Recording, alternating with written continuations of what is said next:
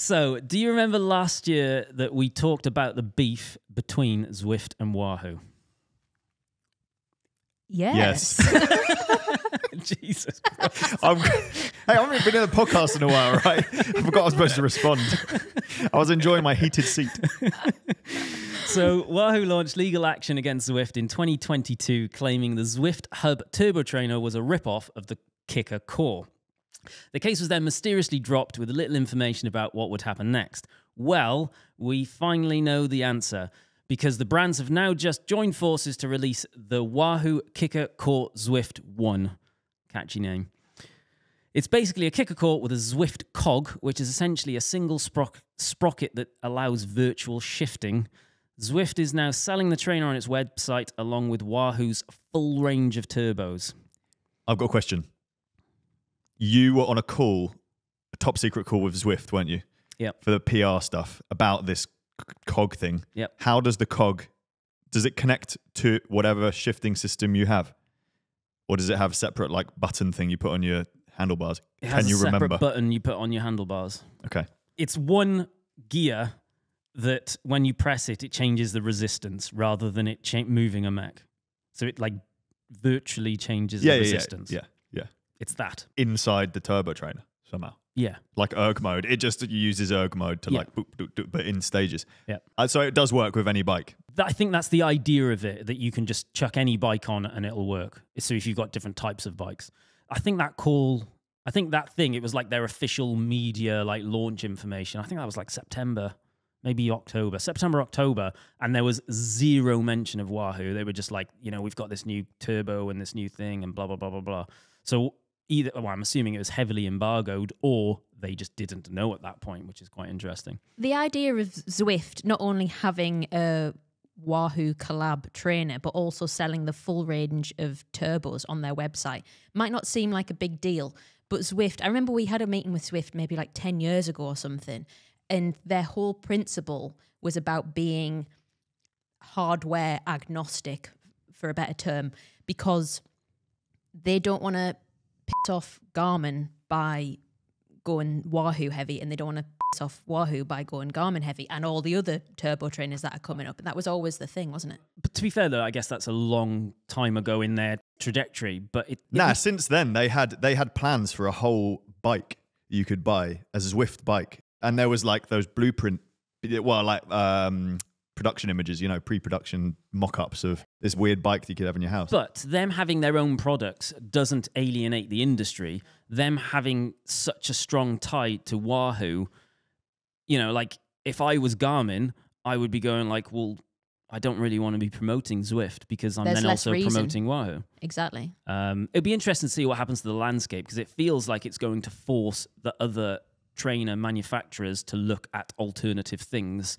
Or perhaps eventually, I can't imagine anyone's going to make any quick, brash moves, because it just doesn't make sense to, because Zwift have got the monopoly on digital training. It might be, and this is speculation, it might be that in the future, if you have a Wahoo, you tend to go with Zwift. If you have a Tax, you might go with a different sort of training platform. It might become a lot more split, because we've seen other training platforms start to bubble up. Nothing's competed with Zwift yet, but it might destabilize Zwift a little bit.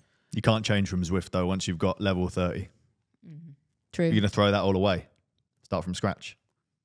No. I did have a go on the Tax app the other day, and it was a lot better than I was expecting it to be. I just kind of assumed that all software that wasn't Zwift was just going to be absolutely junk. I think it might even use like Google Maps. So I think you can kind of ride a Google Map route. I've probably got that wrong, but there was definitely a thing I was looking at, and you were riding along the promenade in, I think, Barcelona, and there's just like people with faces blurred out. Oh, maybe they have to blur the faces. Or maybe it's not Google Maps. Maybe they actually just record it. Yeah. But like the faster you ride, the faster the video goes. So if you're if you're super slow, then everyone's walking in slow motion next to you. Kind of thing. Yeah. I've done a climb. Yeah. So I did a bit more digging into Zwift and the position that they're in. So what I found out is the source of this information is mostly from Zwift Insider, which is independently owned and operated from Zwift. In March 2020, they laid off a load of execs. May 22, they laid off 150 staff which was 20% of the workforce, and that was because they were pausing development on their hardware. Then March last year, they laid off 80 staff, mostly in the marketing and creative departments, and had a big executive reshuffle, brought in some execs from Amazon. Then they have in the last few days, also announced that they're laying off another batch of people. DC Rainmaker claims that via a source, there's going to be over 100 redundancies coming in the next couple of weeks. I just realised I did see a celebrity in LA. Oh, God's sake. Eric Min. Did you? Yeah. You should have asked him about this then. We were on a ride. I was with Lucy. She was waving. And I was like, oh, look. I just waved. Didn't know who it was. And she goes, that was Eric Min. I've never met him before. We follow each other, though. Well, at least this interruption was relevant. Yeah. The same sort of level as Arnie in celeb status. Well, only in the cycling world. Eric Min is the CEO of Zwift. Yeah. Just for context. I just had to Google that. I didn't know who you were talking about. So Zwift have raised $620 million of investment over the years. Their last round was in 2020, which presumably was to push the hardware stuff. They have not been profitable. They have a valuation of $1 billion. There's a few random sources on the internet which suggest that their revenue is around 100 million, but that could just be completely made up. So I think there's one of two things happening at the minute at Zwift. Either they're setting up for an IPO, so essentially floating the company on the stock market to try and recover some money for their investors. Presumably, they've got a load of VC investors which are going like, well, we've given you 620 million. When do we get our 4 billion back?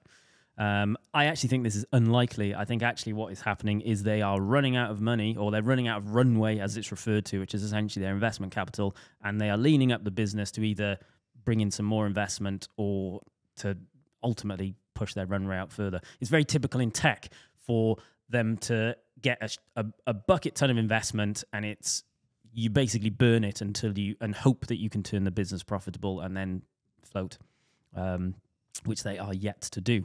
So I think it's actually quite an interesting period for Zwift, because we are either going to find that they are going to do everything they can to massively expand so that they start turning a profit, or we might find that they start to struggle. It'd be interesting to see what happens. Speaking of trainers, did you see that Peloton is struggling? Good. Yeah. And I saw a thing on Cycling Weekly. It said, uncertain future for Peloton as share price plummets. And the quote they picked out from Peloton's CEO is, if we're not failing, we're not being aggressive enough.